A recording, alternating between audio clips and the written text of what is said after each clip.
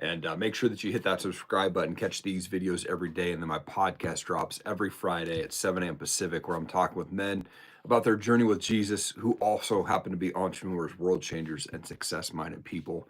Let's get into it. Today's topic or title for the page is The Compelling Majesty of His Power. The love of Christ compels us, 2 Corinthians 5:14. Paul said that he was overpowered, subdued, and held as in a vice by the love of Christ.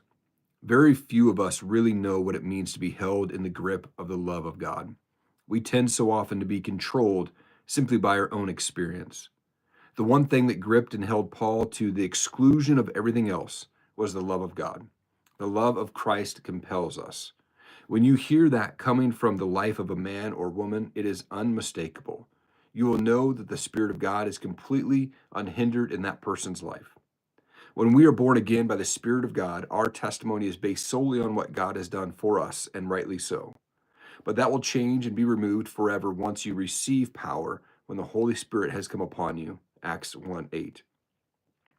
Only then will you begin to realize that what Jesus meant when he went on to say, "You shall be witnesses to me," not witnesses to what Jesus can do. That is basic and understood, but witnesses to me. We will accept everything that happens as if it were happening to him, whether we receive praise or blame, persecution or reward. No one is able to take this stand for Jesus Christ who is not totally compelled by the majesty of his power. It is the only thing that matters, and yet it is strange that it's the last thing we as Christian workers realize. Paul said that he was gripped by the love of God, and that is why he acted as he did. People could perceive him as mad or sane. He did not care. There was only one thing he lived for: to persuade people of the upcoming judgment of God and tell them of the love of Christ. This total surrender to the love of Christ is the only thing that will bear fruit in your life, and it will always leave the mark of God's holiness and his power, never drawing attention to your personal holiness. Wow.